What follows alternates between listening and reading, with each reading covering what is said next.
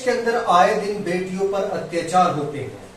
कहीं पर किसी का बलात्कार होता है, कहीं पर निर्मम तरीके से उसकी हत्या कर दी जाती है। ये सभी घटनाएं समाज के अंदर बढ़ रही हैं और लगातार बढ़ रही हैं। लोग आते हैं, सड़कों पर निकलते हैं, कैंडल मार्च निकालते हैं। कहीं जाकर जब लोग सड़कों पर आते हैं तब जाकर इस भारत देश के अंदर उस बेटी की एफआईआर दर्ज की जाती है। लेकिन क्या जो लगातार ऐसे केस भारत देश के अंदर बढ़ रहे हैं, बलात्कार के केस बढ़ रहे हैं, बेटियों को मारने के केस बढ़ रहे हैं, तो क्या सरकार इस पर कोई पुख्ता कानून नहीं ला सकती जिससे ऐसी घटनाएं रुक जाएं? और इसी पर बात करने के लिए हमारे साथ मौजूद है डॉक्टर दुआ साहब, इन्हीं से बात करेंगे। तो जो भारत देश के अंदर इस तरह की वारदात हो रही है उसके बारे में आप क्या राय रखते हैं? जर्नलिस्ट महोदय, सबसे पहले मैं आप लोगों के चैनल्स को, ये जनता को अभिनंदन करूंगा। आपका सवाल बहुत ही सटीक और बहुत ही सुंदर है। महिलाएं देश की जननी होती है, महिलाएं नेताओं की जननी होती है, महिलाएं हमारे युवाओं की जननी होती है। अगर महिला ना हो तो ये सारे जो पुरुष जो अहम और ईगो में नाचते हैं और घूमते हैं, वो कोई कहां से पैदा नहीं, वो बायोलॉजिकल नहीं होकर के क्या आसमान से पड़ते हैं? जैसे देश के प्रधानमंत्री कहते हैं कि मैं बायोलॉजिकल नहीं हूं, मैं तो ब्रह्मा विष्णु का अवतार हूं। तो आपकी मां को जो पहुंच होते थे वो कौन थे? तो ये इस तरह की जुमलाबाजी ठीक नहीं है। आज महिलाओं के साथ उसके साथ जो दुर्व्यवहार हो रहा है, आप खुल के कहें कि उसके साथ जो बलात्कार हो रहा है। अभी अभी हरियाणा के अंदर एक लड़की के साथ, मासूम लड़की, बहुत सुंदर भी नहीं थी, उसकी 2 आंखें तोड़ दी, उसका जो है किडनी निकाल दिया, उसके जो है उसके जो बाकी जो पार्ट हैं वो निकाल दिया, और पुलिस ने केस बनाया कि ये आत्महत्या की। मैं पूछना चाहता हूं कि एक लड़की, पुलिस की बेटी को अगर एक इंजेक्शन, अगर एक सुई उसके शरीर पे चुभाया जाए तो कितना तड़पेगी, कितना उछलेगी? सुई लगाना नहीं चाहता, सुई से भागते हैं, डॉक्टर साहब सुई मत लगाओ। कोई आत्महत्या कूद के कर सकता है, नदी में गिर करके कर सकता है, ट्रेन से कूद के मर सकता है, पहाड़ से कूद सकता है, लेकिन 2 आंखें अपनी फोड़ ले, अपनी किडनी निकाल ले, अपना सारा पार्ट नोच ले, ऐसा कौन सा आत्महत्या होता है भाई? कैसे कर सकता है? तो इस तरह की पुलिस स्टेटमेंट देती है तो क्यों? क्योंकि व्यवस्था हमारी चरमरा रही है। पुलिस भी नेताओं के हाथों में बिकी हुई है और ये व्यवस्था अमीरों की बनाई हुई है। गरीब के बच्चे, गरीब की औरतें तो आस्था में डूबी हैं। जो अमीर खेल खेलता है, गरीब मंदिर में जाकर के भगवान मुझे कर दो, मेरे बच्चों को नौकरी दे दो, मुझे बच्चों को बढ़ा दो, मेरे पति को नाकाम दे दो, मैं तुम्हें पकवान दूंगा, मैं तुम्हें बिरयानी दूंगा, मैं तुम्हें जो है बासमती चावल दूंगा, मैं जो है शुद्ध घी दूंगा, मैं तुम्हें मिष्टान और जो है फल फ्रूट दूंगा। पंडित जी तुम बढ़ा करके, और फिर और कुछ बचा तुम मंगलसूत्र भी दे दो, तुम घर भी दे दो, तुम कपड़ा भी दे दो, तुम्हारा जो है तुम्हारे पे साया है, भूत का साया है, उसे खत्म कर दूंगा, तुम्हें स्वर्ग पहुंचा दूंगा। हाँ, सही कहते हैं कि ये व्यवस्था जो स्वर्ग सिधारने का मतलब मौत दे दूंगा, आखिर में तो जा, तुम्हारे को कुछ नहीं है, खत्म हो गया, वो पहले हम हैं। तो इस तरह से जो पैसे वाले हैं, इनकी व्यवस्था की कमजोरी की वजह से जो आज साधु सन्यासी, आज जो है मुल्ला मौलवी, आज जो है बहुत सारे ढोंगी लोग, ये सब मृत तृष्णा में जी रहे हैं। ये जो है अय्यासी में इनको गर्मी, ये बहुत सारे फल फ्रूट खा करते, ये जो गर्मी शरीर में आती है उसको निकालने के लिए ये जो उस पर जो है इनको साधना करनी चाहिए, वो साधना न कर करके ये हमारी महिलाओं के साथ जो दुर्व्यवहार, जो बलात्कार करते हैं, वो निंदनीय है। और इसकी व्यवस्था सरकार, लेकिन सरकार ही जब कर रही हो, जब सरकार ही की व्यवस्था गलत हो तो हम किससे मानने जाए? जब हमारा कोर्ट कचहरी, हमारा जज साहब ही गलत हो तो हम किससे न्याय पाए? और यही वजह है कि आज महिलाएं तार तार हो रही है, उनकी इज्जत लूटी जा रही है, क्योंकि व्यवस्था गलत है। व्यवस्था जनता के हाथ में आनी चाहिए, व्यवस्था हमारे नौजवान 65 करोड़ है, उनके युवा युवतियों के अंदर आनी चाहिए और उसके लिए आवाज उठानी होगी। ये व्यवस्था बदलनी होगी, ये कॉर्पोरेट को बदलना होगा, ये पारिवारिक पार्टियों को बदलना होगा, ये चोर उचक्के डाकुओं को बदलना होगा, तभी हमारी महिलाएं, हमारी बच्चियां सुरक्षित होगी।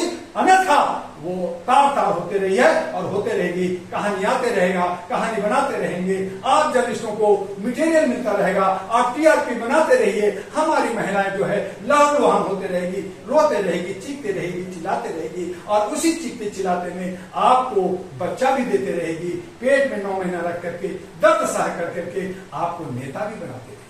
क्या लगता है, मतलब देश के अंदर कानून बना हुआ है इसके ऊपर, तो क्या ये सख्त कानून नहीं है? या इसमें सख्त कानून होना चाहिए? क्या बात करते हैं? मैं बार बार डॉक्टर दुआ ने ह्यूमन राइट्स ने कहा कि कानून सख्त होना चाहिए, सिस्टम सही होना चाहिए, बदलाव होना चाहिए। कानून भारत में सब कहते समान है, मेरा संविधान है, राहुल हाथ में लेके मेरा संविधान को लागू करूंगा।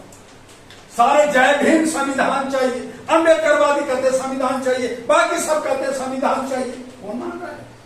आर्टिकल 12 से लेकर 35 तक हमारा समानता का अधिकार है, हमारा मौलिक अधिकार मिल रहा है। हमारा जो है प्रेमबल, किसी को पता है? पूछिए जाके नेता से, प्रेमबल सुना दो, आप जो है मौलिक अधिकार सुना दो, आप जनगण मन पूरा सुना दो, आप मुझे वंदे मातरम पूरा सुना दो। नहीं सुनाए, नहीं मालूम उनको।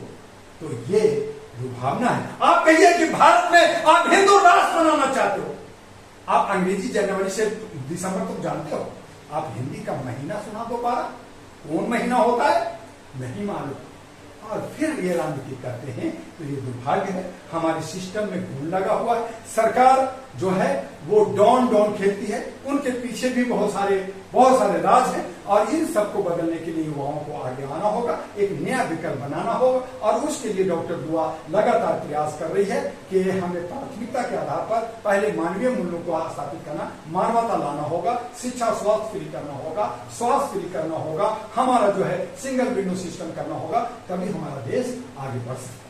बाबा रामभद्राचार्य ने, जो बाबा प्रेमानंद महाराज है, तो उनको ये कहा कि वो अज्ञानी है, उनके पास ज्ञान नहीं है, उनके पास चमत्कार नहीं है।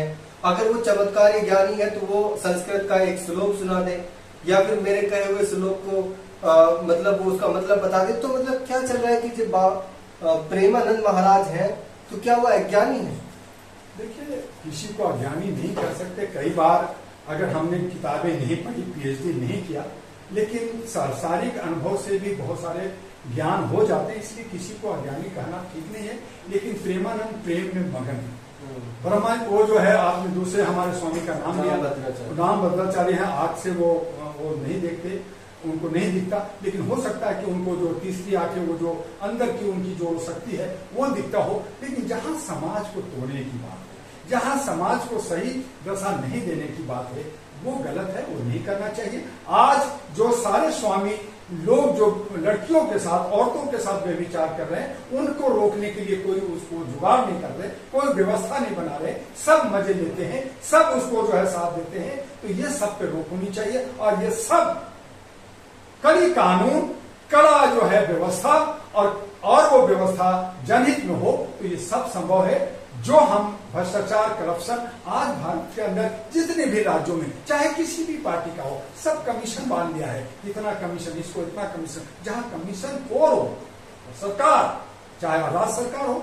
चाहे सेंट्रल सरकार हो, जहां कमीशन खोरी हो, वहां भ्रष्टाचार खत्म नहीं हो सकता। और भ्रष्टाचार खत्म नहीं होगा तो बलात्कार भी खत्म नहीं होगा, व्यभिचार भी खत्म नहीं होगा, और ये जो दुर्भावना है, ये जो नफरत है, ये भी खत्म नहीं होगा। ये लड़ते रहेंगे, और ये सब खुशी की सियासत का और चंद पैसे पाने का ये सियासत है, जो हमें उससे ऊपर उठना चाहिए, जिससे हमारा भारत का मान सम्मान घट रहा है। भारत को विश्व गुरु, सोने की चिड़िया जो बनाना चाहते हैं, ये सपना देख रहे हैं। पहले से हमारा भारत जो है विश्व गुरु था, सोने की चिड़िया था, अखंड भारत था। इन सब ने तथाकथित ने तो तोड़ कर इसको छोटा कर दिया है, बदनाम कर दिया है, और फिर कहते हैं कि मैं अखंड भारत बनाऊंगा।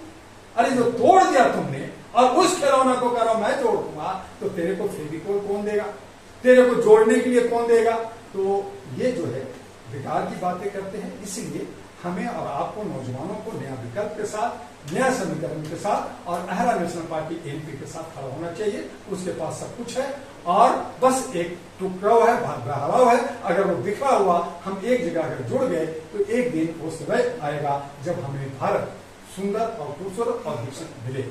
आप प्रेमानंद महाराज को मतलब कैसे समझते हैं कि क्या वो एक अवतार है? मेरे भाई, कोई प्रेमानंद से प्रेम बढ़ गया?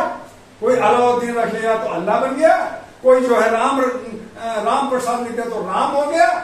नाम से नहीं होता, कर्म होनी चाहिए। अगर कर्म दूषित है, अगर कर्म उसकी जो है गलत है, उसकी आंखें गलत है, हम एक लड़की को देखते हैं किस नजरिए से देखते हैं इस पे निर्भर करता है। अगर हमारी आंखें ही वासना से भरी हुई है तो लड़की, कोई भी लड़की हो, वो लड़की समझ जाती है कि आगे वाला लड़का उसकी नीयत क्या है। अगर उसके आंखें सही होगा तो उसको भैया कहेगी, वो बहन कहेगा, उसका अच्छा रिश्ता होगा। लेकिन आंखें बताती है कि हमारी नीयत क्या है। तो ये प्रेमानंद हो या बागी स्वामी हो, ये सब ये नीयत गलत है, कथनी है, कहना कुछ और करनी कुछ है। और यही वजह है कि हमारा समाज दूषित हो रहा है, हमारा समाज जो है टूट रहा है। इन तमाम ढोंगी पंडितों से हमें और आपको, परिवार को बचाना चाहिए। तो हम बात कर रहे थे बाबा प्रेमानंद महाराज के बारे में और बात की थी कि जिस तरह से देश के अंदर बहनों का, बेटियों का बलात्कार हो रहा है और उनको मार दिया जाता है, तो उन पर कानून नहीं बनता। सरकार भी कानून लाती है तो वो कोई ना कोई ऐसा मुद्दा लेकर आती है जिससे पॉलिटिकल फायदा हो। लेकिन कोई अगर देखा जाए कि समाज के अंदर जिस तरह से गंद फैल रही है उसके ऊपर कोई कानून लाए, तो ऐसा हमें नहीं लगता कि सरकार ऐसा कोई विचार करती है कि ऐसे मुद्दों पर कोई कानून लाए। लेकिन सरकार को देखना चाहिए कि भारत देश के अंदर जिस तरह से महिलाओं के साथ ये अत्याचार हो रहा है, तो उस पर एक सख्त कानून लाने की जरूरत है।